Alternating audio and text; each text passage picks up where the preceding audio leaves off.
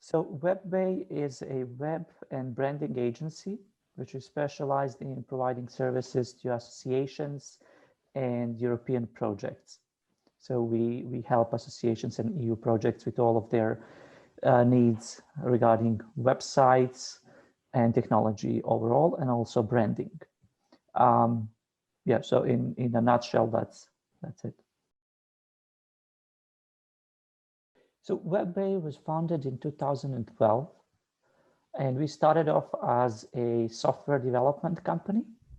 And yeah, since 2013, we started to get more and more traction in Brussels and Geneva, and we started working with more and more associations and consequently more and more European projects, which over time led us to develop more skills and expertise in other areas, such as branding and communication. So we're kind of, we started as a software development company, but moved into branding and communication over time because our target group, which is European projects and associations, needed such skill set from us. Yeah, so that's how we started. To some extent, yes. So the initial idea was to be a service provider with an expertise in the field that mostly we provide now. But also we wanted to create products as part of our company. And so far we have done some projects, but not as much as I was initially expected to have. And as part of, so one part of our business is providing services to associations and new projects, but the other part of our business is to create products, digital products, which are useful for this target group. And to some extent we have done that, but not as much as we planned, because it appears to be, I mean, really hard for a single company to have a strong focus on two different things, right? Developing a product and marketing a product and keeping it alive requires a lot of dedication and a lot of talent, which is also necessary for our service business, which is our main focus. So I guess that's one of the challenges that we haven't foreseen at the very start, which seems kind of silly now, but yeah, it's like that. And I think that simply for a company which has 12 employees, such as our, it's hard to have two big things going on at the same time, and one will always suffer. And we just prefer working with people and being there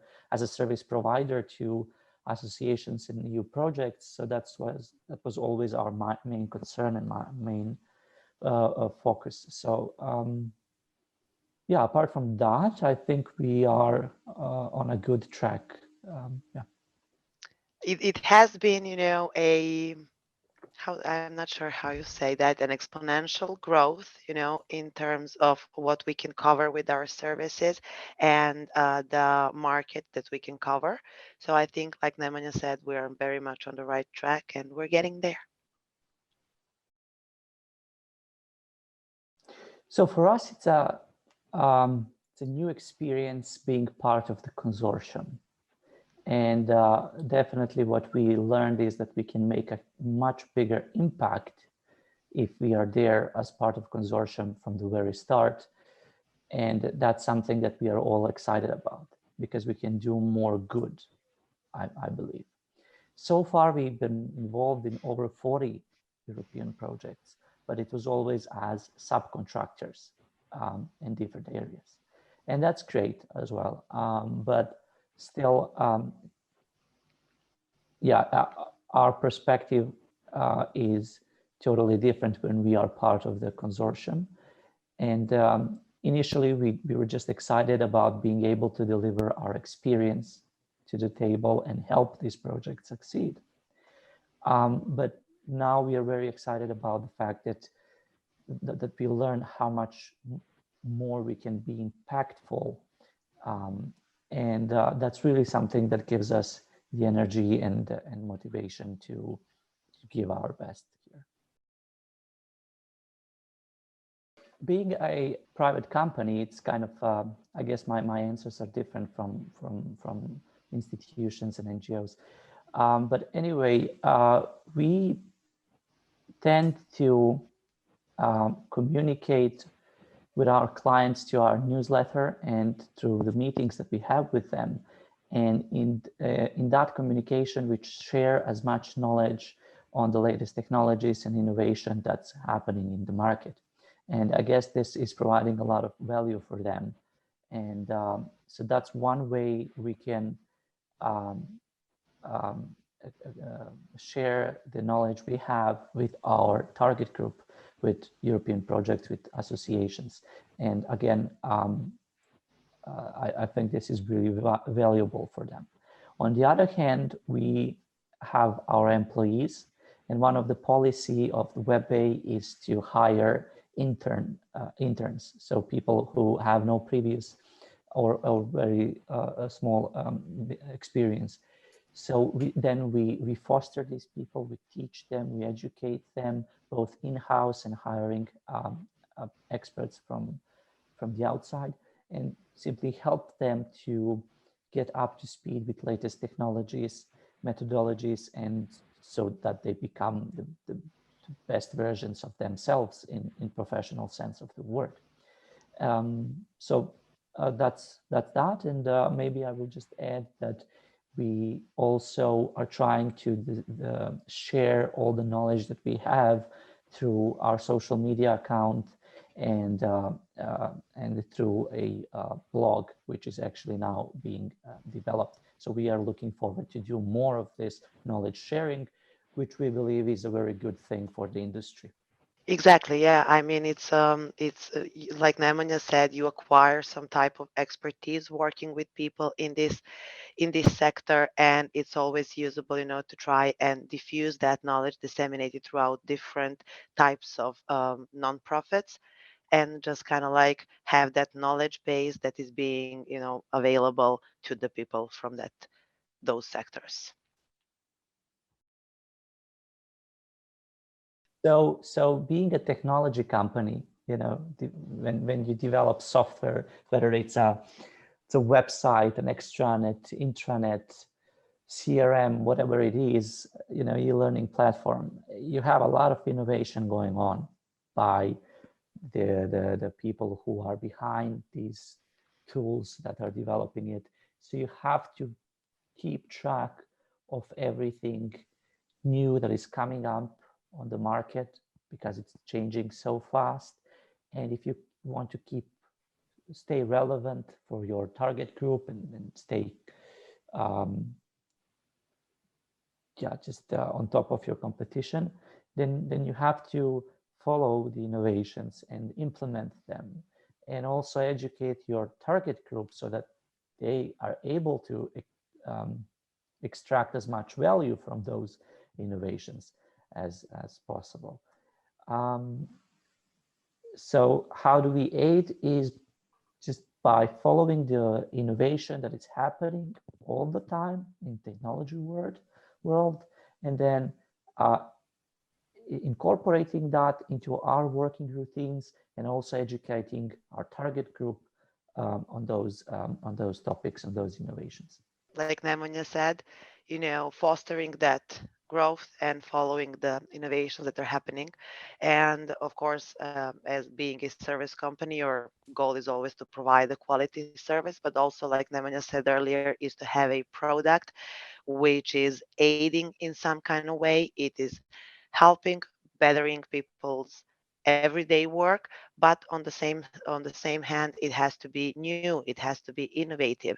So this is what we always have in mind when designing such solutions, and pushing them in that direction. So what we do is that we promote gender equality on a like everyday scale. This means that we have 50% of women employed in Web Bab. So for every male candidate, there is a female one, which is being considered as well. That is first part of it. And then the second one is that women in Web Bab are taking managerial positions, higher positions in the hierarchy.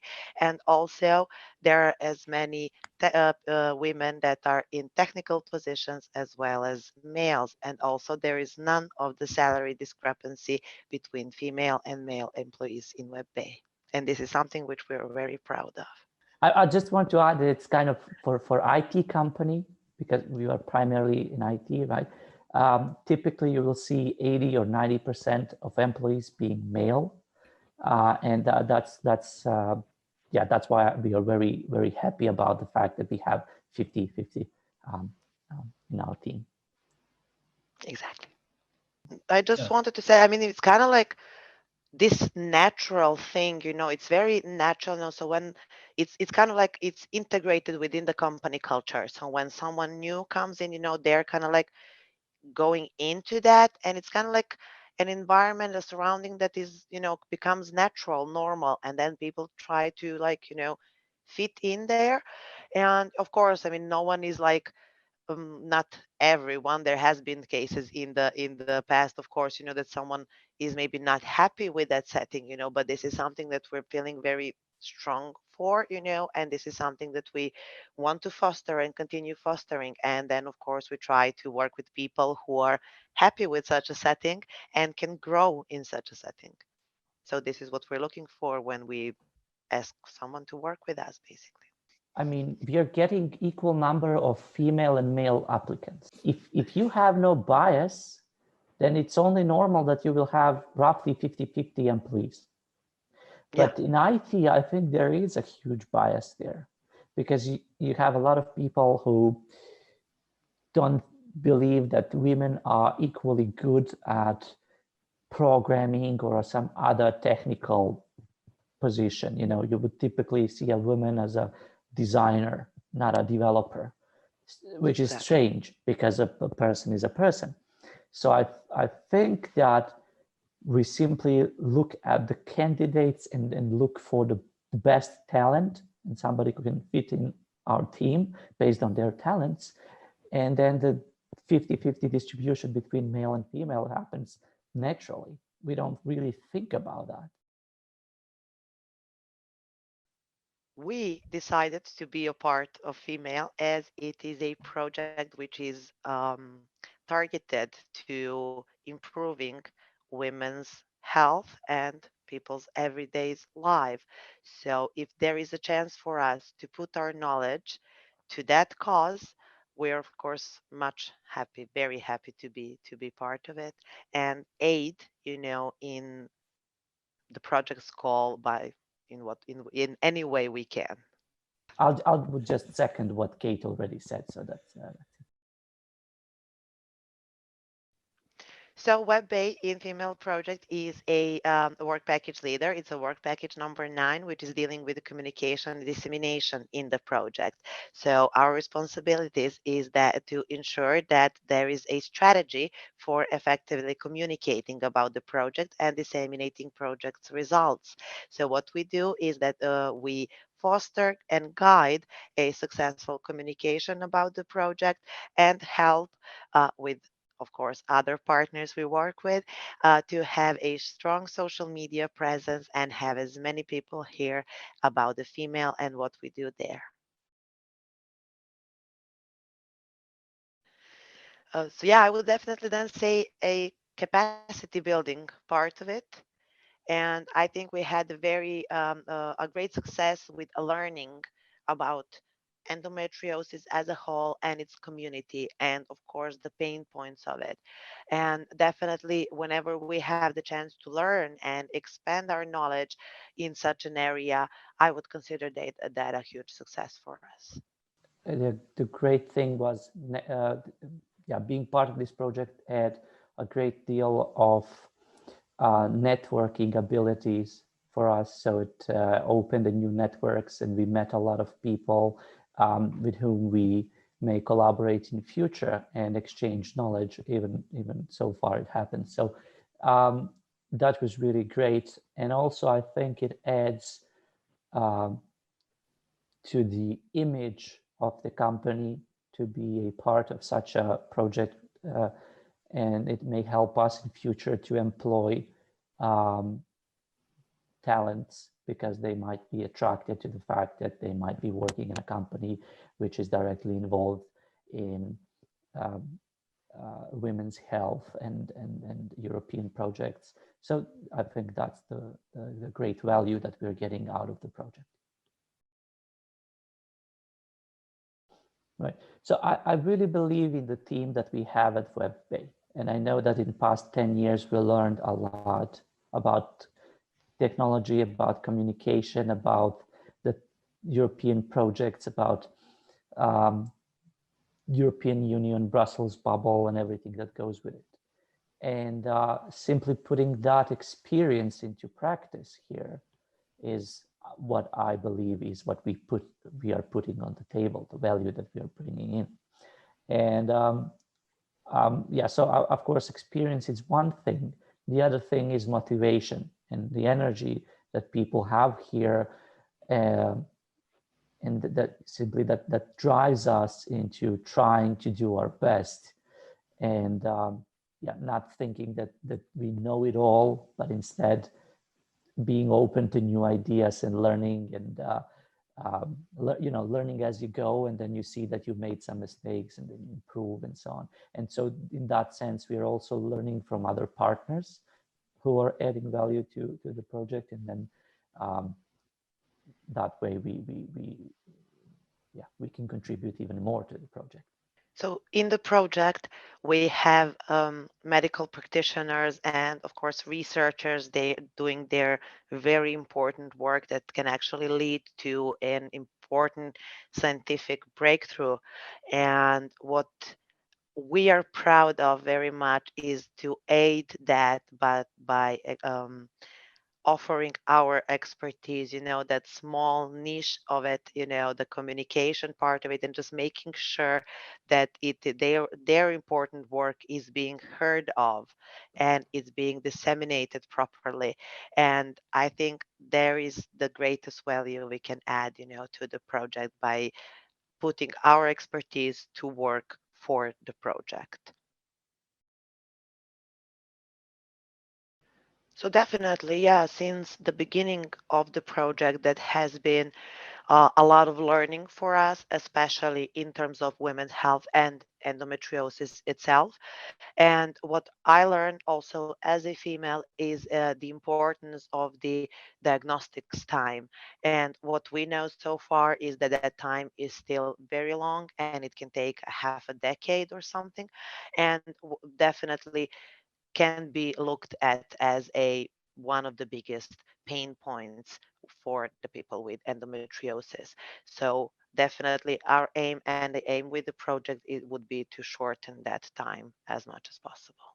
To me, I was surprised to learn how impactful this disease could be on your life. I was not aware of that. I was also very surprised to learn how long it takes on average to identify this disease. And also what I mean, maybe just to mention that it's kind of really strange that to learn that you have to have a surgery in order to identify the disease.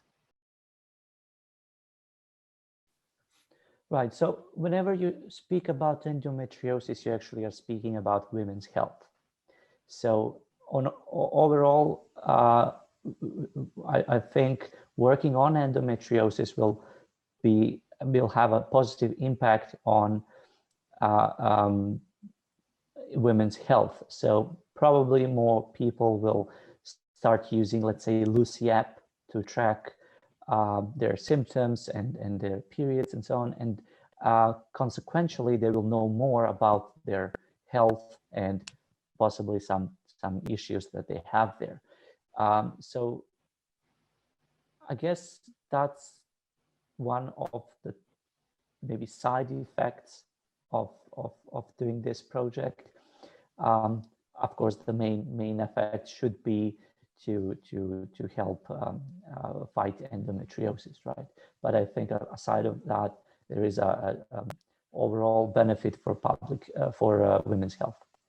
Yeah, definitely. One of the biggest possibilities have to be basically to include endometriosis and people with endometriosis in discussions on a governmental level and of course policymakers level. And if we as a project are able to do that and get people talking about it and raise awareness within the policymakers, I think that can be a great possibility for the project and endometriosis. I believe that projects such as FEMaLe should receive um, um, fundings in future, and that we should continue to have um, funding for projects which are improving women's health and public health overall. So yeah, I have nothing else to say. Kate? Yeah, exactly. Like Nemanja said, like prioritizing funding that would go to research and innovation actions and projects that come from it. So as many projects targeted towards improving people's everyday lives and women's health as a part of it, and just allocating as big portion as possible for it, and just let the scientists do their job, and of course help people in the end. One of the outcomes of such approach could be FEMaLe 2.0. So that's a good start. Exactly.